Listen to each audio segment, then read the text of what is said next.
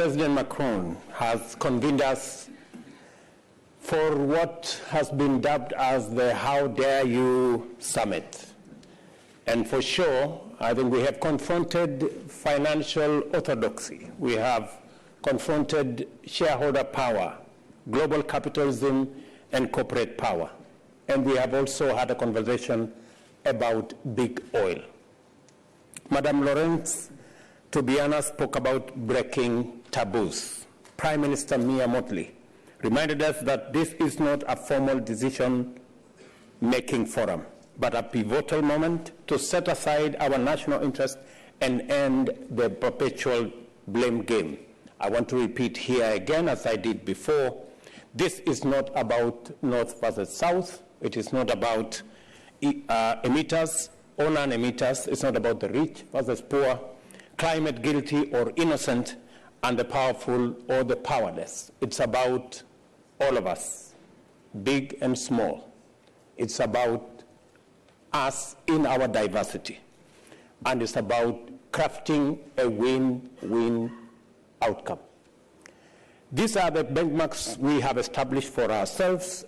They will serve us as a criteria against which we must assess our agreement.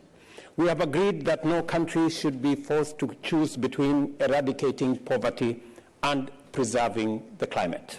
We have agreed on some additional resources to support the vulnerable and the poorer countries. We have advanced discussion on reforming the governance of the multilateral development banks.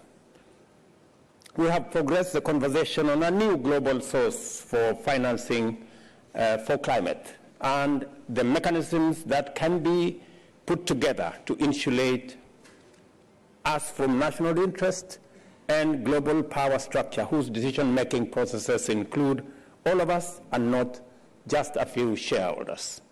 We are agreeing that for the first time, as we leave Paris, President Macron, and you have been incredible. You have run this like Kenyans should do. You have run it like a marathon. And this was not a session to coerce anybody to do anything different from, it was a meeting of minds to try and bring consensus the same way we managed to forge a consensus in 2015 is to try and eliminate the tensions that have informed the journey to where we are today and to see whether we can recreate the consensus that had been built in mobilizing the world towards dealing with the challenge of climate change and international financing architecture. This was not a session to discuss, although all of us are signatories to the UN Charter that respects independence of countries, boundaries of countries.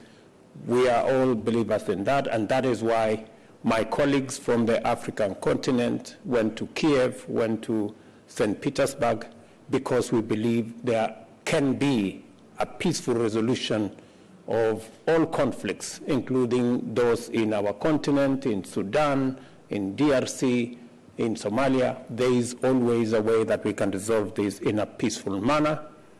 Our concern, at least those of us from the global south, and especially in Africa, is the effects the war is having on commodity prices, fertilizer, grain.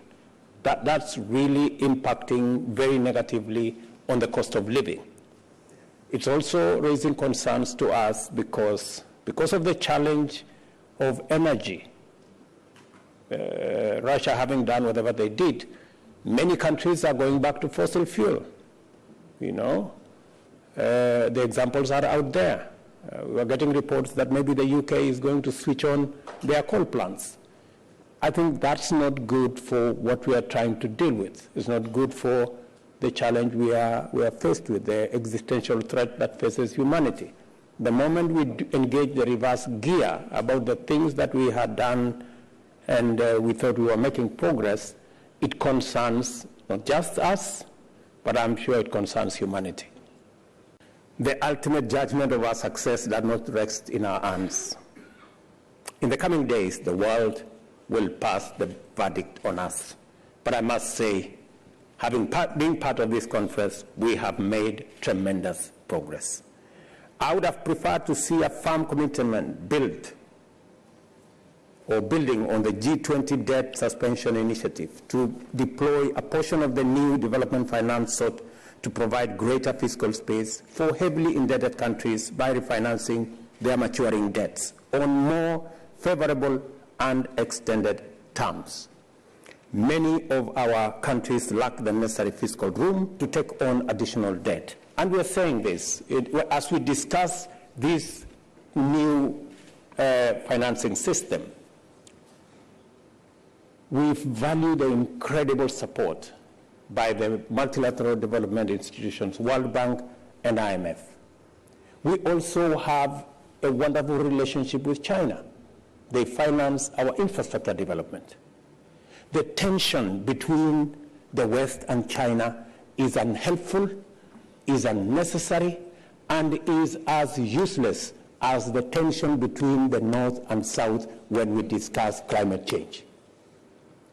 That is not necessary. We must find the formula that will bring all our financing to respond to three issues: urgency, scale, and to make it much more affordable.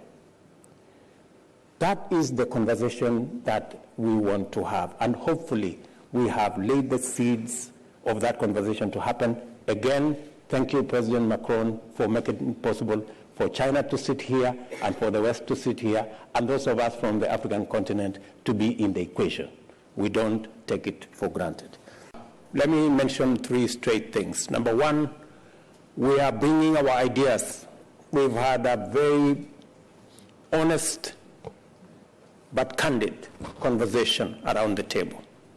We've had others, but they've also listened to us, because we believe that we do not want anymore to be a continent where people complain, where we are victims, where we are the corner. We believe that Africa can step forward in a very proud way to work with the rest of the world on the challenges we have and provide solutions. We agree, for example, with the suggestions that it could be difficult, maybe nations, maybe when we talk about national interests, how do you enforce carbon tax? How do you enforce shipping tax? How do you deal with financial transaction tax? I mean, they are legitimate concerns.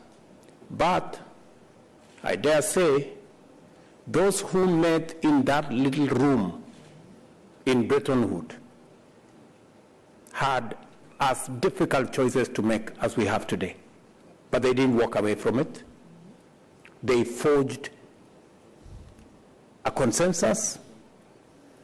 I think in the world we live in today, there is a lot more creativity, there is a lot more innovation. Technology can give us the opportunity to levy this tax, raise the resources, and be able to give as many, including the third issue I want to say, what Africa is bringing.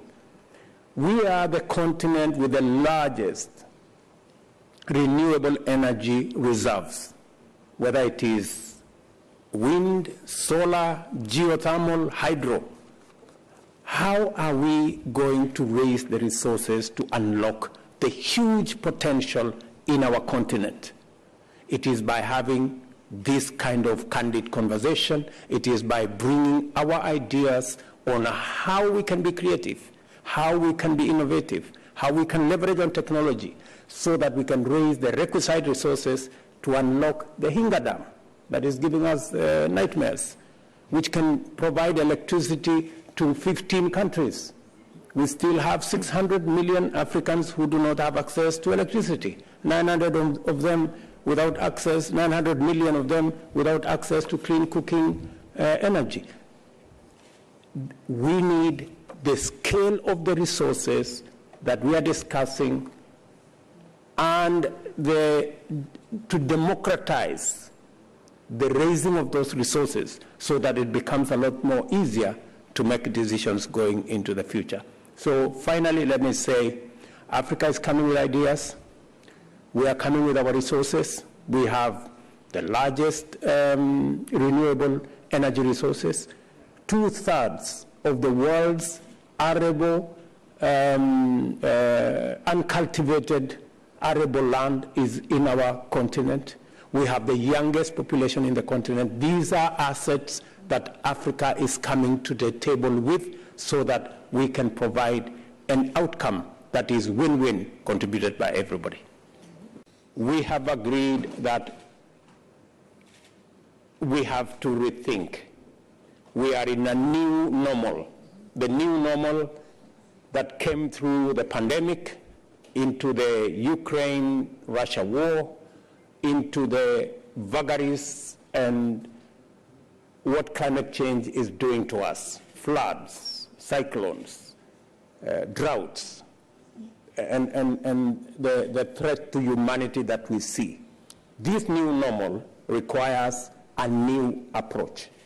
We're all clear that up to 52 countries are facing debt distress. I listened to my sister Kristalina, and you know, Kristalina, we have a wonderful relationship. You have been immensely supportive of Kenya.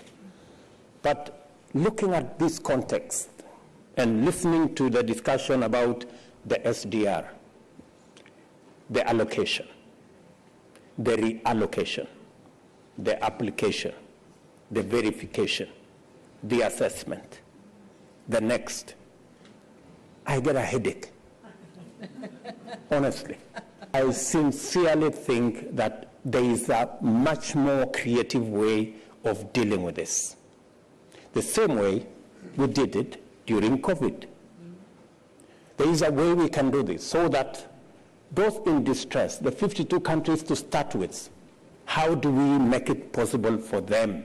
Since they are already assessed for the debts they owe, how do we make them enjoy the benefit of a pause or reschedule or whatever you want to call it, so that they can have immediate liquidity and create space for themselves. That is a conversation that I think we should have.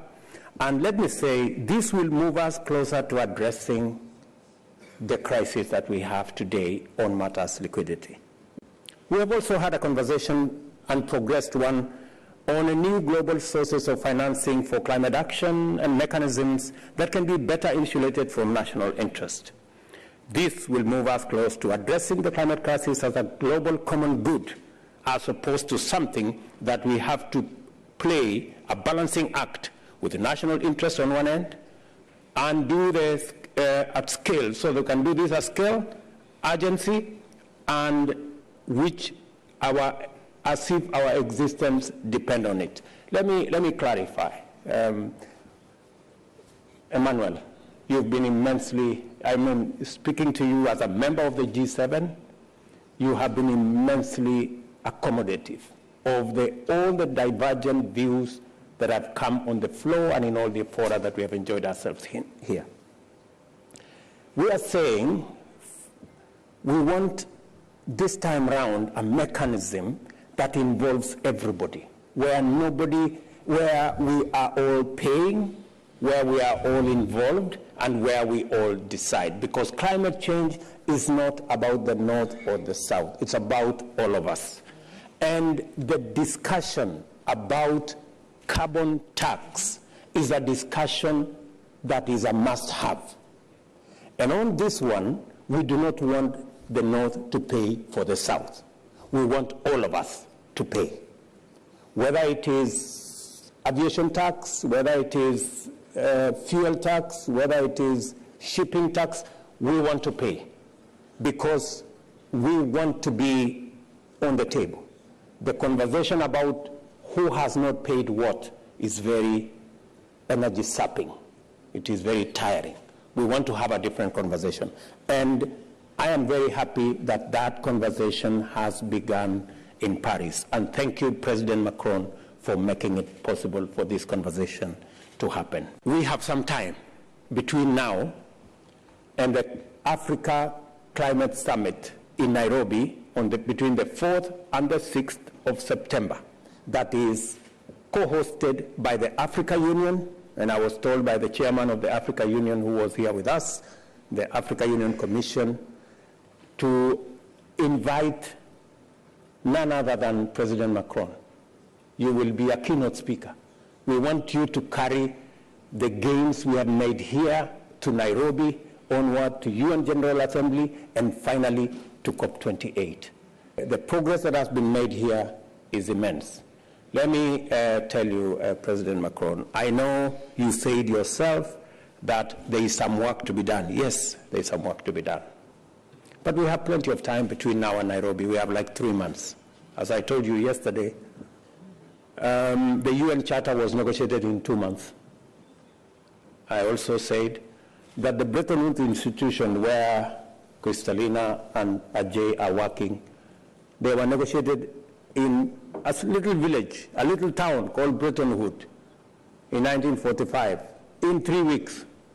We have a lot of time between here and Nairobi, and between Nairobi and COP28, we can fix this, and it can happen for all of us. Thank you very much. On taxation, I am in favor of an international tax financing the efforts we will be called upon to make to fight against poverty and for the climate. I have reminded you that France has applied 2 taxes which were earlier proposed on airplane tickets on the one hand and financial transactions on the other. But you will agree that an international tax is an international tax when everyone has adopted it. And as we saw with socialism, international taxes do not work in one single country. And we are finding ourselves at a technological frontier. We cannot go on hurting ourselves all alone in our corner.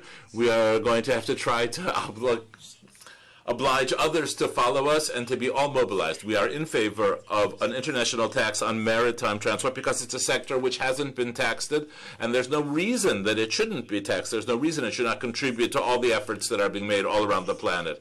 I think that's an excellent cause. We need to go on mobilizing people. We have a club of people who are like-minded, and I think that it's not the only area in which we're going to have to negotiate, but we will negotiate there, and we will begin with probably a very modest contribution because it's a sector which is decarbonizing and we're supporting them to that end, but it's also entirely justified that the very high, sometimes income streams which are made there be taxed. But for that, in order to work, we have to do the same thing that we've done with international taxation, minimum international taxation, which is that we need to have a series of countries that are following the lead. And to be very clear, if China, the United States, and some key European countries that also have large firms involved don't follow, then you'll set up a tax, but nothing will happen because the people who you tax will go toward countries where you don't pay the tax. And so obviously key countries in this area have to be brought on board, and we're going to go on working along those lines. And our next meeting at the IMO in July will be of decisive importance. And you've understood, these aren't just words. These are concrete answers. This is a follow-up mechanism. And at the very latest, in 2 years, we'll meet again, but there will certainly be some intermediate meetings and some in-depth changes. This mechanism is meant here as well to include on a very broad base, as President Ruto reminded us, this is our goal, not just with our governments, but with our civil populations.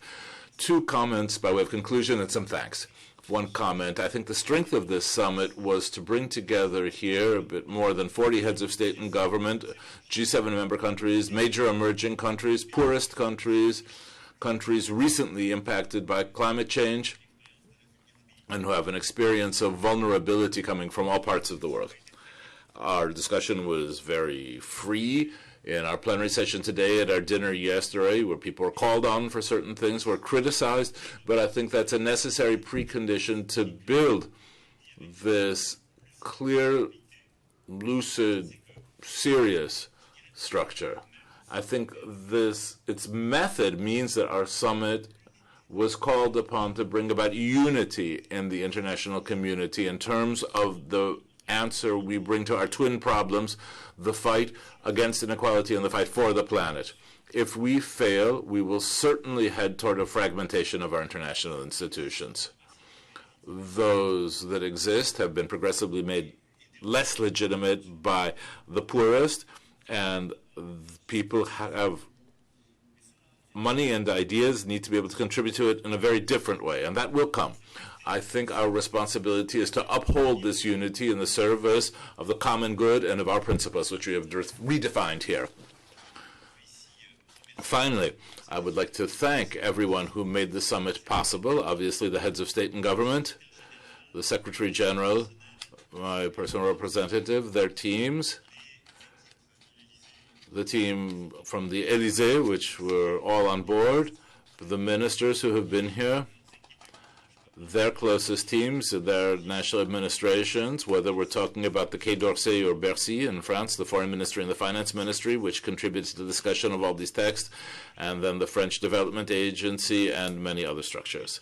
I would also like to thank the Paris Peace Forum and its team, which also were of great assistance, and all the NGOs and representatives of civil society who were involved. We made a commitment, and it was held that 50% of the delegations and of the invited delegates coming from all continents, but would also come from civil society. And I want to thank all the NGOs who made that possible, who were mobilized, the representatives of civil society, and especially of youth. We heard from yesterday in the opening session particularly, and who had a lot of feedback into the platform of the summit, our site, and everything that was set up by our Secretary General. And they will go on working with us over time in the follow-up mechanisms. I won't go on at any greater length. I would simply like to answer the 3 questions which we will have. Thank you. I do share these concerns. It was a commitment made in Paris Agreement, and the expert at the opening session of this summit told us that now we were getting this 100 billion climate fund, but it's clear that it was too slow, and we want now a concrete analysis. I mean, you know that the mechanism is a report made every year by OECD, so we have this report and we know approximately who is contributing and not contributing and how it works, but now we need a much structured and precise follow-up in order to make it much more perceivable and agreed. So I do share this concern, and this is why in the conclusions of this summit and the 2-pagers, we will ask for a much detailed analysis and assessment process of this climate fund. As for the other package of 100 billion, I do report here that we delivered what we committed to do 2 years ago. France decided to reallocate 40% of its SDRs, and so the 100 billion is committed. 61 are already in the hands of the IMF, and allowed IMF to start with several programs as mentioned by the MD, and we will follow up on that. I did certainly hear President Lula's concerns about dependence of trade on the dollar and a desire to move away from it. And that's a sentiment we've heard from a number of countries for different reasons. Most importantly, the ability that dependence on the dollar gives the United States to levy sanctions on countries that are guilty of enormous abuses, including human rights abuses. But there's a very good reason why the dollar is used so widely in trade, and that's because we have deep, liquid, open capital markets, a rule of law, and long and deep financial instruments that make it safe and convenient. U.S. Treasuries are the world's safest asset. Although there is some diversification of reserve assets, certainly the lion's share countries choose to hold in the dollar. It's not really easy for other countries to replicate that set of advantages, but understand that there is a motive to want to do so. The IMF plays an important role in providing policy advice and technical assistance along with critical financing. We've had constructive discussions about ensuring that the IMF can continue to provide concessional lending now and in the longer term. And we call on the IMF to present all available options to put its poverty reduction and growth facility on a sustainable footing in the near term by the annual meetings. And we also call for a broad range of donors to meet the IMF's financing targets for the trust. Now, we also need to complete outstanding debt cases. Debt is a global challenge, and it requires urgent cooperation from all creditors. To that end, I'm pleased that all official bilateral creditors have reached consensus to move forward with the debt treatment for Zambia under the leadership of the Chinese and French co-chairs. And I just saw Premier Li at the high-level panel, and I'm encouraged that China is moving to help address the debt challenges facing developing countries. Beyond resolving outstanding cases, a productive first step to provide greater certainty and timeliness to the debt process would be the publication of a guide to the common framework for borrowers. Third concerns private capital mobilization.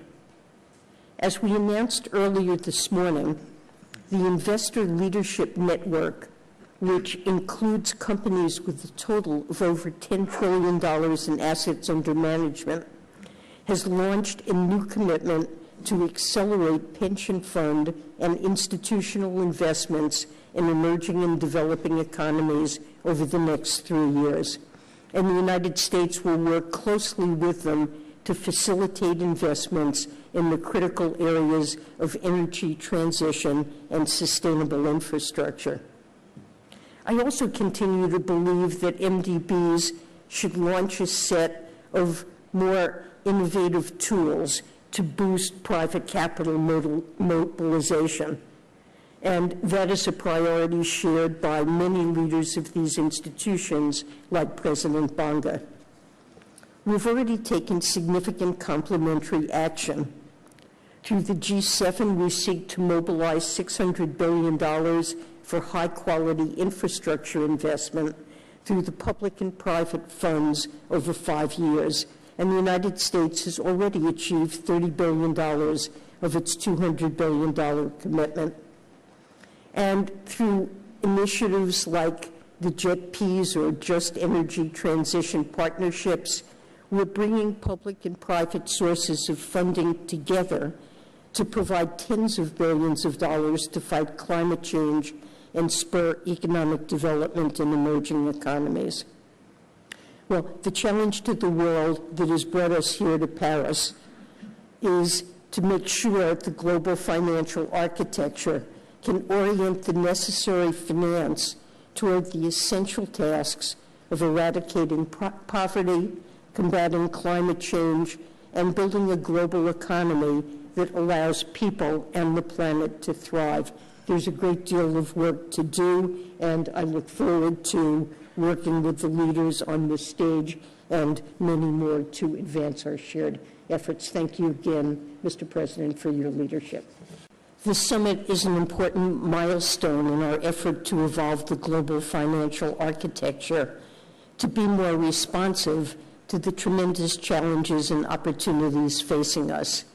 And the last 2 days have made me optimistic about the progress we've made so far and the momentum that I believe can carry us forward in the coming months. I'd like to touch on our progress in 3 areas that I focused on during my time here at the summit. First, our initiative to evolve the multilateral development banks, or MDBs. Global challenges like climate, pandemics, and fragility and conflict are putting development gains at risk. That's why I called for the evolution of the development banks last fall to tackle these global challenges with sufficient speed and scale.